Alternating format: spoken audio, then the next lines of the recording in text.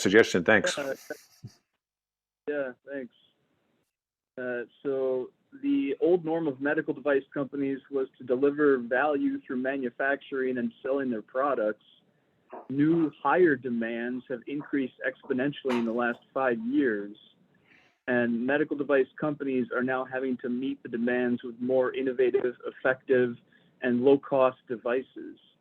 If they can find a new device that meets those needs, they are more likely to purchase it and use it than in the past. This puts the added pressure on engineers with the ability to create such medical devices. Reinventing. So what to focus on? There's a higher demand for more effective and smarter devices that pose less of a risk for the patient. There's also a higher demand for devices that can prevent as opposed to treat and cure certain conditions.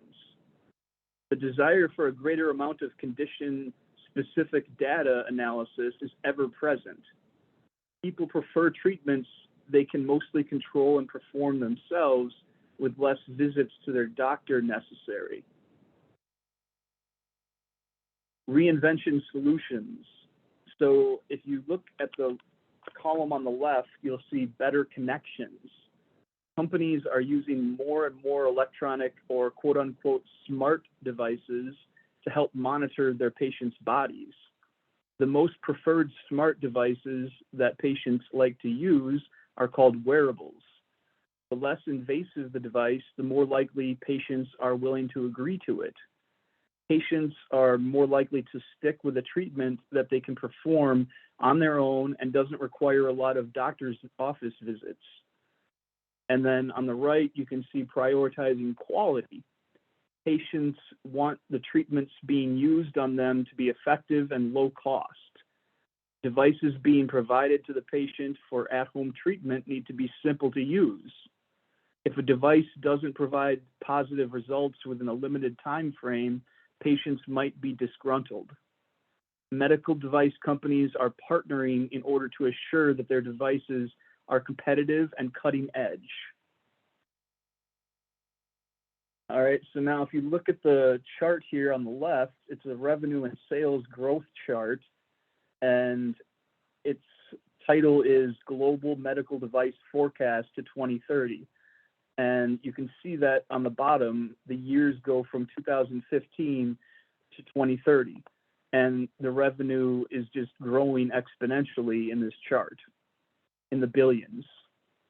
So there's a definite need for medical devices. It's a billion-dollar industry.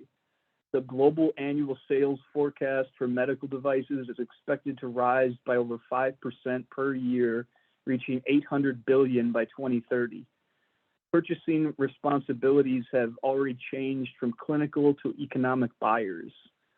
Governments around the world are trying hard to decrease healthcare costs for patients, which increases demand for cheaper devices.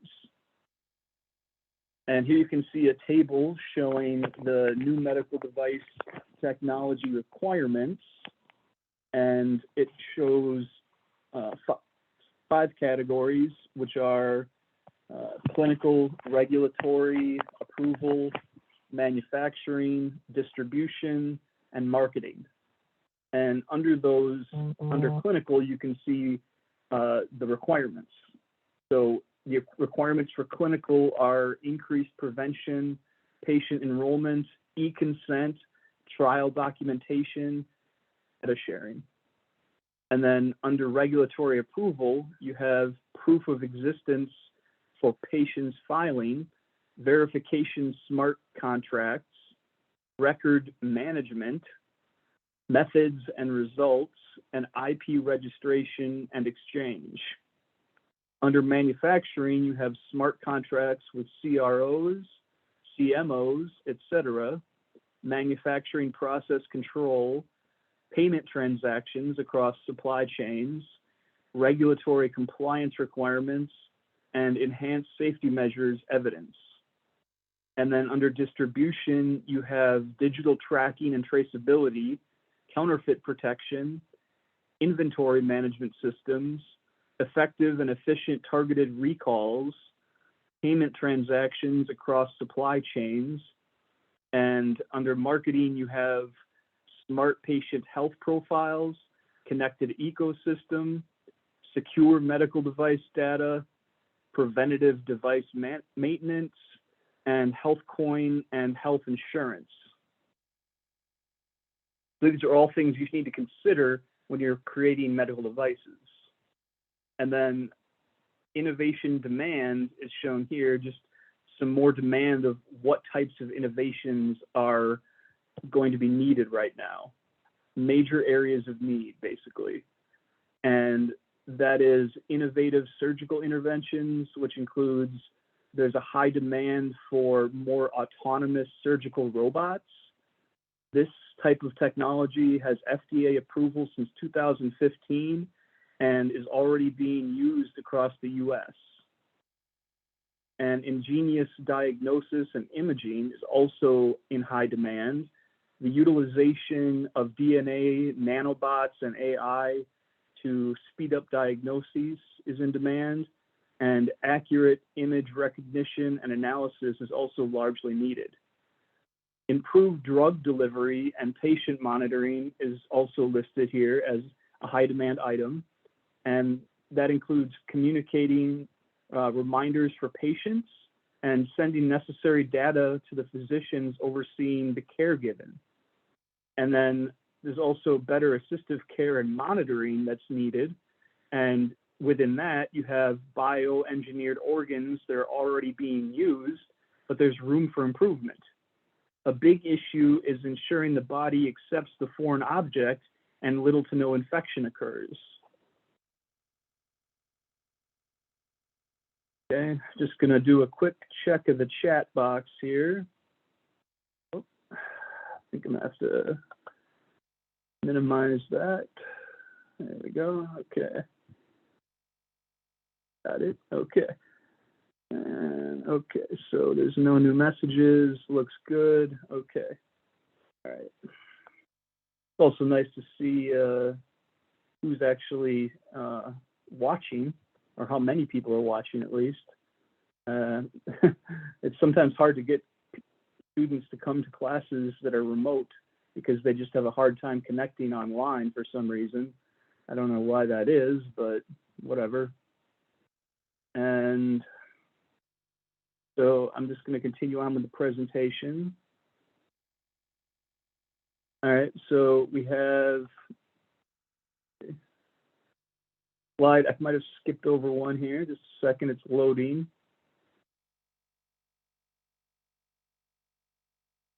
Okay, there we were.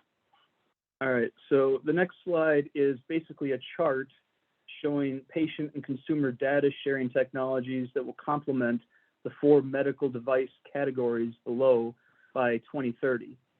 So you can see that this chart starts in the middle at 2015, and then it goes out to 2030 in 5-year increments. And the devices that were needed between 2015 and 2020 are listed in that first circle, that purple dash circle, and then the items that were needed. Okay, so just a spam call there, okay. And then the next 10 years out from that takes you to 2015, and then the items that are in need for that, which are still future innovations that have yet to be explored fully, are thread-based diagnostic devices, DNA nanobots, biostamps, contact lens eyeglass combinations, neuroprosthetics, implantable bionic lenses, smart contact lenses, autonomous surgical robots, and virtual reality assisted surgeries, as well as the items between 2015 and 2020, which can be improved upon, of course, because anything can be improved upon. So that's 3D printed surgical planning models and instruments, artificial intelligence diagnostics, miniature retinal scanners, smart inhalers, virtual reality visual devices, and deep brain stimulation. So those are all things that are just brand new almost into the market. And then if you look at the last ring for the 15 years between 2015 and 2030, you have intelligent balloon catheters, eye imaging visual systems, nano diamond based drug delivery devices, advanced bionic eyes, ultrasound therapy, and biohybrid kidney. And then you can also see the circle is divided into 4 categories, which are innovative surgical interventions, ingenious diagnosis and imaging, drug delivery and patient monitoring, and assistive care and therapy devices. So that right there gives you a lot of information about what you should be focusing on if you're thinking about maybe doing a thesis or some other project, or even, just like I worked for a company at one point that had very few employees here in Madison, Phoenix Nuclear Labs, and we were all on the PhD level mostly. I was doing it as a co-op, and these guys were doing cutting edge technology at the same time as I was doing my PhD. And that's part of the reason why I realized quickly that there was more money to be made with nuclear type of knowledge in medical device industry than in energy sector. All right, so more futuristic medical technologies. A mixed reality opens new ways for medical education. Augmented, virtual, and mixed reality are all technological openings that new worlds for human senses occur. And while the difference between these technologies might seem arbitrary at first, it greatly determines how they can be used in healthcare. And brain-computer interfaces bring hope for the paralyzed. There's still a lot of research to be done in the area of brain-computer interfaces, or BCIs. And brain implants today are where laser eye surgery was decades ago. So the question here is, might we all end up being recreational cyborgs? There are already many examples of real-life cyborgs. The cyborg craze will eventually start with people who implant devices and technologies in their bodies just to seem cooler. And then also you have 3D printing everything from pills to biomedically engineered body parts. In 2015, the FDA approved the use of 3D printers to create pills in mass quantities. The 3D printer can print dermic, hypodermic, and epidermic skin cells. The bioprinting organ process is quickly becoming the future of the medical industry. So, because of that last slide, I included this slide here. It's 6 images of biomedically 3D printed parts. These are body parts that were inserted into people's bodies and to replace organs and other limbs and also you see a pelvis. So they're replacing a lot of different materials that are very hard to create. But now with 3D printers, this world has just expanded exponentially. And you can see that with these device examples. An eyeball. An eyeball. Can you imagine implanting a new eyeball? But it can happen, and it's probably cured many blind people across the world already. So that's possible. And these are the 10 best CAD software for 3D printing. And you can see here on the left, you have Blender. These are software names. So don't get confused by the tricky names or the fun names. These are all just 3D printing software, CAD software. So you create your design using these software, and some of them are free, and it says free in the title. So you have Blender, Bricks CAD Shape, Design Spark Mechanical, SketchUp, FreeCAD, Fusion 360, Mesh Mixer, Onshape Free, SelfCAD, SketchUp Free, and TinkerCAD. Okay, so that's what you would, if you want to start doing more 3D printing, or you end up working at a company that does 3D printing, you would probably want to be using one of these softwares.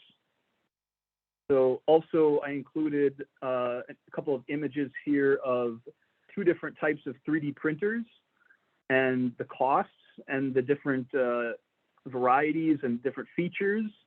So on the left, you see a more modern 3D printer that has an industrial grade quality. It's supersized. It has fast shipping for ordering. You would order this online. And it also has a 12-month warranty included. And it's available right now at a website with payment plans available called www.cyberhypesales.com. So it's $2,854 to purchase that 3D printer. But like I said, payment plans are available. There's fast shipping, and this is a top of the line 3D printer on the left here. And then you see on the right a $149 used 3D printer, which has great reviews, but it's used, and that means it's not necessarily going to be top notch, and it doesn't come with a warranty.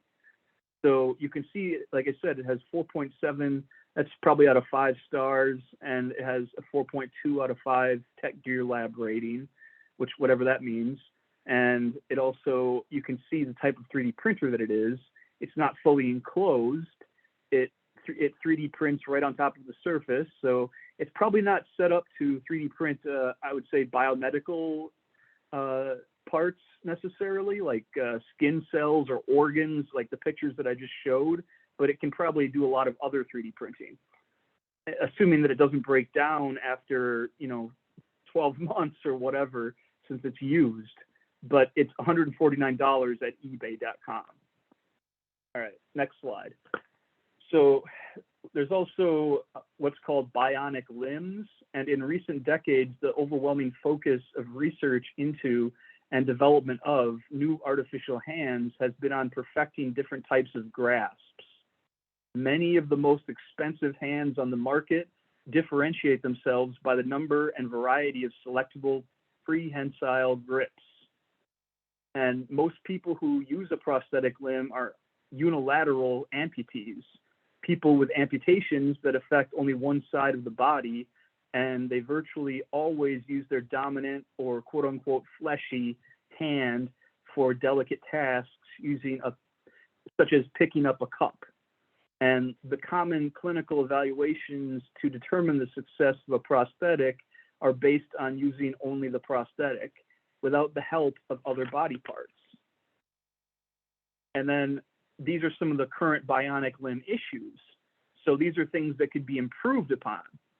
And the first thing is this metaphorical race to the moon is a mission that has forgotten its original concern, which is helping disabled people acquire and use the tools they want.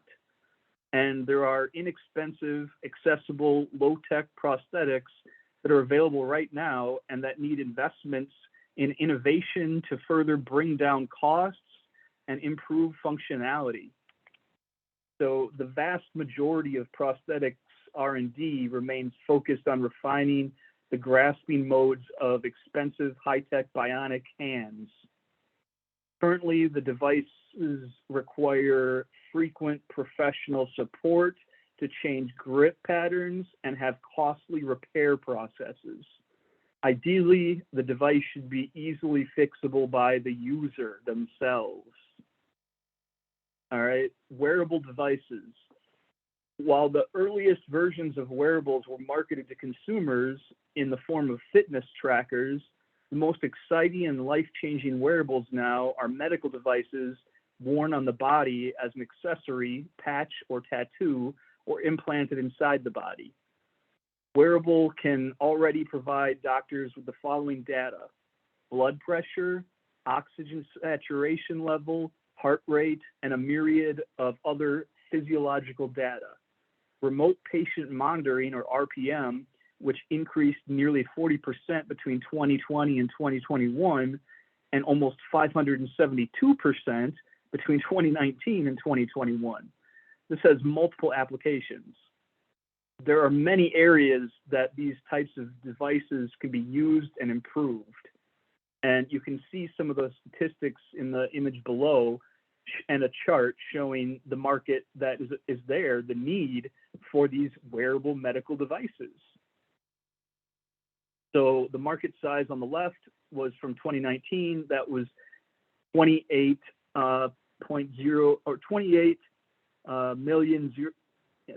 million. I'm not sure how they would put a comma in that, but yeah, approximately 28 million. And then probably 50 million now. So that's just the market size change from 2019 to 2027. And you can see how it's grown by each year in that chart below, if you zoom in on it. And speaking of which, actually, I should mention that, well, I'll get to that later. Solutions to get ahead. Connecting businesses to consumers better. Hospitals and clinics need to find better ways to communicate with their patients. Patients want to be able to provide the doctors with the data necessary to improve their afflictions. Connecting businesses to businesses better. Businesses that are willing to collaborate with other businesses will be at a significant advantage. Medical device companies that are open to sharing their ideas and working with cutting-edge tech are more likely to succeed. And maximizing the company's profit. So by creating devices that increase the customization of each patient's care, and also by creating patents that are more affordable and still able to accomplish effective results. And then on this slide, you see the 3 R's. So the 3 R's are reinvent, reposition, and reconfigure. And within each of those words, you can see a definition and a little image to go along with it. So the first reinvent category includes connect with end user, and you also have invest in enabling technology, and you have shift focus from cost to value. And then with the reposition category, you have new entrants, new technologies, and new markets. So everything new, basically. And then reconfiguring includes suppliers, going to manufacturers, going to distributors, going to providers, going to payers, and going to patients and consumers. So you can see in this image, there's actually little arrows showing that flow of how devices normally get to the patient, the final user of the device. But you can reconfigure that design. It doesn't have to go necessarily in that order. It can go straight from an engineering company to the consumer.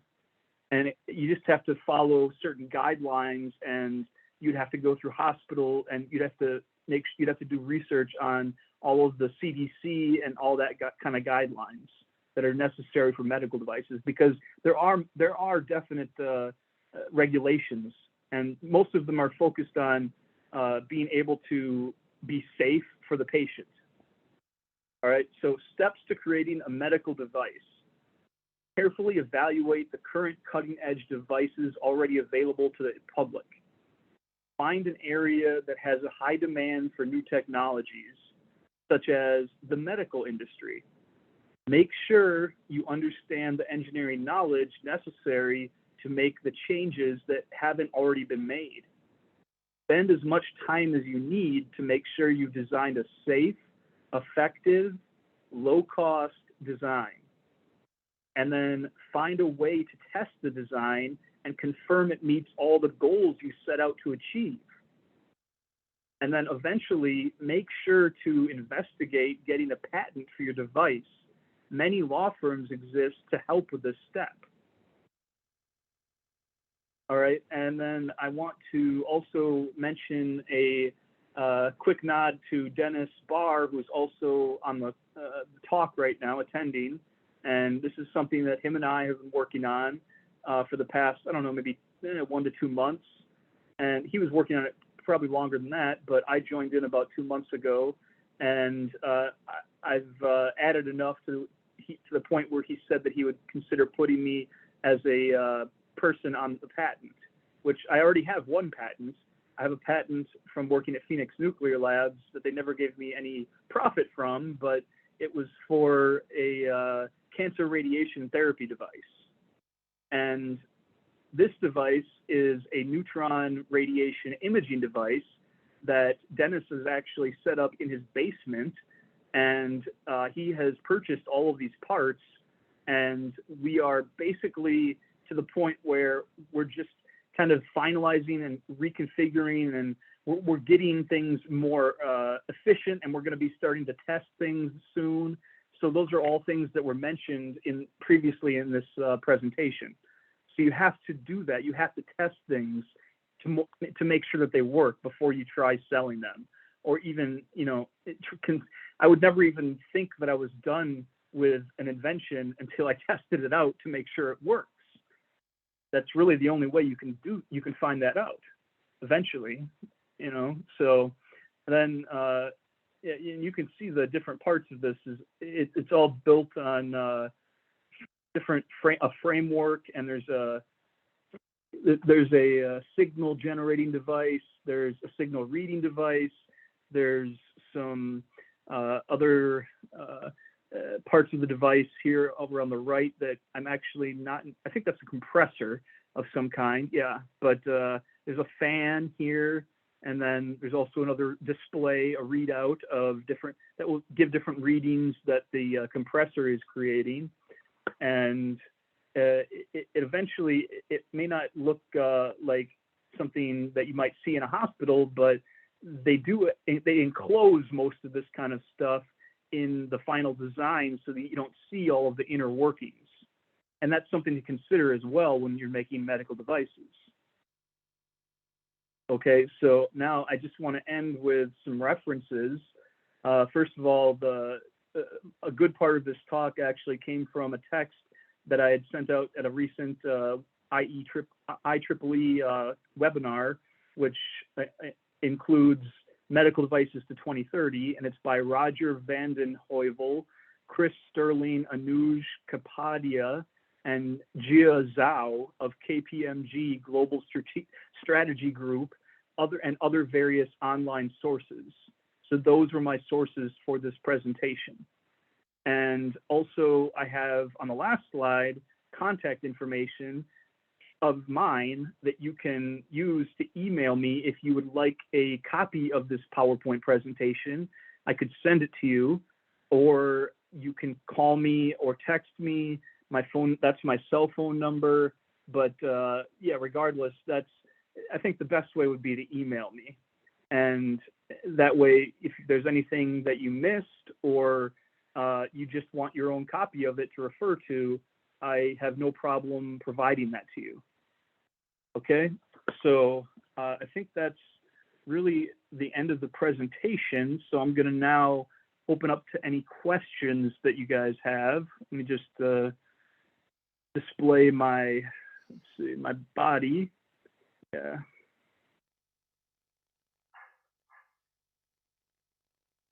All right. Just one comment, Daniel. I looked up when you were trying to figure out where that comma was in your in the market size. Those were billion. That was 20 comma something something something dot million, which is really billion. I just did a check quickly, and the one other place did say that the market size was 23 billion in 2021. So you were pretty close to what that was too. So that's a lot of money. But I just don't normally see people writing out dollars in that form. But yeah, that makes sense. Yeah, they should have put it in as billion. It would have been a lot clearer. The other thing is your comment on one of the last slides near the end about this typical process that medical devices get approved through. I think one of the things that changed recently with the FDA was the approval cycle for hearing aids. Now, FDA has opened that up. You're going to see a lot more. You're going to be able to go to Best Buy and get hearing aids now rather than go to an audiologist and pay an arm and a leg for them. So that's a good example of how that's now changed things. Absolutely, yeah. And I mean, if you want Well, I guess I've got a little bit of time. I did want to go to about an hour. That was my proposed time, but I suppose I could also mention the fact that I currently am a patient of a medical device that is implanted in the back of my head. I had major surgery done about less than a month ago, and it's to prevent me from having any more seizures, because I had epilepsy that was diagnosed to me at the age of 24. I'm currently 40 years old. So it's something that I've been struggling with quite a bit. I've given up drinking. I've given up smoking marijuana, which actually, believe it or not, when I was living in New York for 5 years, I was able to treat my epilepsy using marijuana, and I got my license back at one point because of that. But now, after moving back to Wisconsin, I also have a child. I have a daughter. She's 2 years old, and before she was even born, I quit smoking anything, because it's just not good to be around your children, because it's unsafe. And I actually got asthma from my dad smoking around me when I was a kid, so I did not want my child to have to go through that as well. I certainly know the sufferings of those issues, and but yeah, this medical device, like I said in the talk, there are a lot of implant devices right now that are on the market, and I got it implanted. They said it was going to be in my temple area, but they ended up putting it in the back of my head, and it's just between my scalp and my skull. So it wasn't that major of a surgery. They didn't have to crack into my skull at all, which I'm very thankful for. And but I do use like a little a wand to go over my head to take digital data from, and that way I can export it onto a laptop that was provided to me by the hospital. And I do that once a day for 5 to 10 minutes, and then I upload the data, and then I have to send it to my doctor once a month.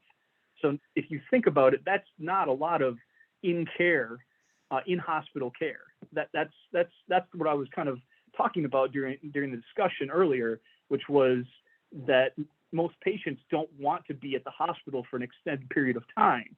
And I can also attest to that, because I was in the hospital for 10 days in March for a seizure study, where they hooked me up to a bunch of cables and did a video monitoring study of me for 10 straight days in the hospital. And honestly, I think that was a more traumatic experience for me than having to be in the hospital for this implantation, because it only took 24 hours and I was in and out of the hospital. Where, I think the most painful part about the whole surgery was when they pulled the catheter out of my urinary duct, and I was like, yeah, that's, you guys got to warn me about that. I don't think he even told me, the nurse, when he just did it. He was like, he just pulled it out, and I'm like, okay, yeah, that was a little painful, but thanks for telling me, like, whatever. Yeah. You also mentioned you also mentioned the robotic surgery growth. Both Dennis and I have had robotic knee surgery replacement. So we've actually have medical implants that were done on a robot. And the surgeon that Dennis recommended him to me when I had my knee done, he said they're only about, I guess, 3 to 5% of surgical implants for knees now that are done robotically. Everything else is done pretty much with a template, and a thing. But that is, both Dennis and I did it because we see that as the future, and we want to kind of be on the early edge of helping that technology evolve. So. Yeah, and I have no problem contributing to that as well. I actually, I was a big comic book reader as a child, like a lot of engineers are, and I actually was joking with a friend of mine who I'm in a men's group with at my local church, who was also an electrical engineer for quite a while. And I said, yeah, I always wanted to be a cyborg.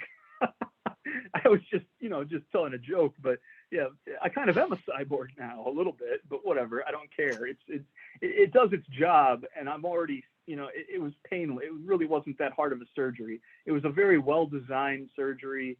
And I'm overly thankful for the whole process to be completed and to just now be, I'm just now waiting for the results to finally come in where I can get my driver's license back. I think I have to go 3 months without a seizure, so that's probably going to be about 3 months from the surgery. So There was a comment. and I'll, Michael made a comment too. You might want to read too about the device, the class of sure, device. sure, yeah, see that. Yeah, I have a brother-in-law and a sister-in-law who had neural implants. One for back pain. She was actually addicted to painkillers, and they used the neural stimulant devices to help control her pain, and she weaned herself off the addiction. And I have a brother-in-law who has Parkinson's, and he is using the medical implant and implanted in his head in his brain to control the amount of medicine he needs. You know, that is the side effects of the Yeah, medications for it were terrible. So he's actually better off with the electrical stimulation. Yeah, this is Michael yeah, speaking. I know about side effects too. Yeah, yeah. Michael was just Michael, do you want to unmute yourself and say your comment, or do you want me to read it to people? I just did. Can you hear me? Yes, Yeah. very good. Okay. Yeah, I was just mentioning. So I actually was the CEO of a neurostimulation company that was spun out of Berkeley and then acquired by Nia Therapeutics. We were funded out of Obama's Brain Initiative, and we were doing DBS for neuropsychiatric disorders, and kind of like what the host, I'm sorry, I forget your name, the IEEE host was saying, there's a big market for that for patients who are refractory, meaning not responding to pharmaceutical therapies. And neurostimulation is kind of the last line of defense for those patients. So anyway, in that case, DBS is a really successful technology for movement disorder like Parkinson's, dystonia, essential tremor. And like I mentioned, we were exploring it under this Obama initiative and a DARPA grant for PTSD, because many soldiers were coming back and refractory to pharmaceutical therapies. That kind of dovetails into another comment I wanted to make, and that Daniel, you alluded to, and that is the regulatory cycle. So we sold the company because that device was a class 3 implantable. It was a device we were working in collaboration with Lawrence Livermore and UCSF to do clinical work. And we realized the road to approval for that, for a new clinical indication, is just extraordinarily long. You have to dedicate your career to it. Whereas if you look at reinventing certain products, like you mentioned on one of your slides, there are typically 510K products, predicate devices, I should say, that are equivalent, and then you can get rapid FDA approval through that pathway. So I don't know how familiar you are with that, but that's something that we explored a lot, and I just thought I would throw in the mix here. Yeah, no, thank you for adding. There's no problem with that. I have no problem with that at all. That's good to know. And I mean, like I said, I knew there were a lot of regulations that you would have to adhere to for medical device technology. So that's just an example of what I was saying. Yeah, absolutely. Yeah, I look forward to the hearing aid device. Of course, I'm an over 65, hearing loss, aging male, hearing losing aging male here. And I've also done a lot of signal processing, a lot of digital signal processing too. So I'm looking forward to the little add your own kit and do your own tuning, thing. That'll be fun. And I think those devices will be here shortly, so. Yeah. My father-in-law has a hearing aid, and he sometimes just doesn't even use it. He just forgets to, or whatever. I don't know. But yeah, hearing aids are definitely a large need for those. Definitely, eyes and ears. That's the fundamental problem that people have. But that's I don't know if there's anyone listening who happens to know the percentages of use for something like a 3D printed eyeball. But that, to me, was something that I would find hard to believe that they could even pass the strict regulations that are in place for medical devices. But I don't know. I don't know anyone who has something like that implanted in them, but I'm sure that there are people with that situation who were. I guess it does take some amount of bravery, I guess you could say, to use an implanted device because they do warn of infection. But it's, if someone is blind, for instance, and they want a new eye and want to be able to see again, you would think that that would be quite a bit of motivation. So yeah, but yeah, it's been explored, I think, quite a bit, but of course, there's always room for improvement, and you can always look at this look back at this presentation if you took any notes and maybe use them for ideas for possible inventions, like I mentioned earlier. Well, is there any other questions for our speaker? Any other comments?